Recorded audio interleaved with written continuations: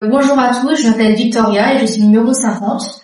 Donc après avoir configuré l'interface graphique, nous allons passer à la structure du corps du serpent. Donc cette partie elle sera divisée en deux étapes. La première étape consiste à l'organisation du corps du serpent et la deuxième étape est d'intégrer l'animation pour le déplacement du serpent. Donc dans le cadre du développement du jeu Color Snake, certaines informations elles sont importantes pour dessiner le serpent à l'écran. Et pour cela, on va prendre en compte les paramètres importants. Donc tout d'abord, il faut prendre en compte la taille des carrés qui construisent le corps du serpent. Donc il faut savoir que le serpent il est constitué de plusieurs blocs carrés alignés les uns à la suite des autres. Puis il faut connaître la direction et départ du serpent. Donc le joueur doit spécifier si le serpent il commence en haut, en bas, à droite ou à gauche. Et finalement, on va insérer une palette de couleurs qui sera sélectionnée de manière aléatoire. Donc maintenant, nous allons passer au processus de la construction du corps. Donc le corps du serpent est représenté par des carrés de 15 x 15 pixels et la fenêtre de jeu est divisée en une grille de 40 colonnes et 40 lignes. Et par conséquent, le serpent, il aura 1100 cases disponibles pour ses mouvements. Donc on définit les coordonnées pour pouvoir positionner chaque case du corps du serpent.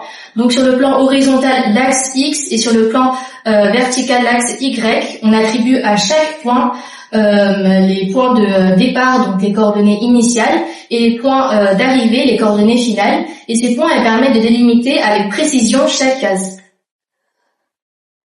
Donc la seconde partie, c'est la palette de couleurs. Donc pour donner un aspect visuel dynamique au serpent, on va le jeu il va utiliser différentes teintes.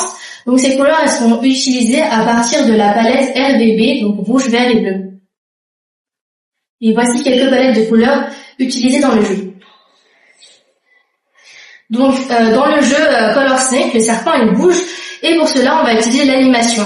Donc elle va permettre de déplacer chaque case colorée du serpent. Donc si le serpent il bouge verticalement, alors ces cases gardent la même position sur l'axe horizontal et changent sur l'axe vertical. Donc ça va donner un effet qu'il monte ou descend. Si le serpent il bouge horizontalement, alors c'est l'inverse, il garde la même position sur l'axe vertical mais change sur l'axe horizontal, donc ça va donner un effet qu'il va à la droite ou à la gauche. Et donc après avoir configuré la structure du corps du serpent, nous allons nous intéresser à la collision entre les serpents et la pomme. Donc pour générer la pomme sur la grille, il faut d'abord identifier les cellules qui sont disponibles, c'est-à-dire les cellules qui ne sont pas occupées par le corps du serpent. Donc comme vous pouvez le voir ici, on retrouve un tableau représentant une grille et avec des cases colorées qui représentent le corps du serpent et la case 13 qui représente la pomme. L'idée est donc de ne pas placer la pomme sur une grille qui est placée au corps du serpent. Et voici le code qui permet de générer la pomme.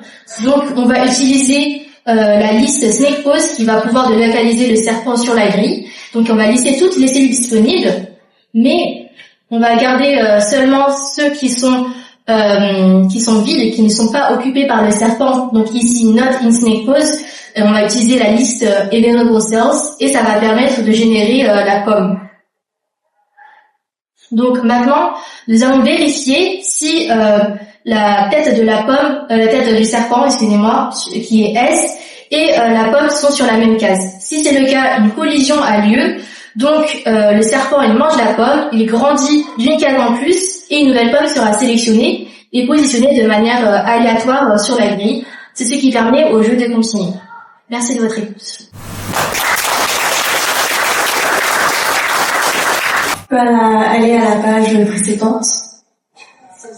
Et comment tu cherches la position de la pomme une fois que tu as trouvé toutes les cellules disponibles? Donc déjà on va utiliser le module random, donc import random. Ça va permettre de choisir tout seul au hasard les cellules qui sont disponibles, c'est-à-dire on va utiliser Available Cells et qui n'est pas occupé par le corps du serpent, donc Not in Snake Pose. Et donc Apple Pose, cette liste, elle va utiliser toutes les cellules qui sont disponibles avec Available Cells et il va pouvoir envoyer et donner une position au hasard. Merci.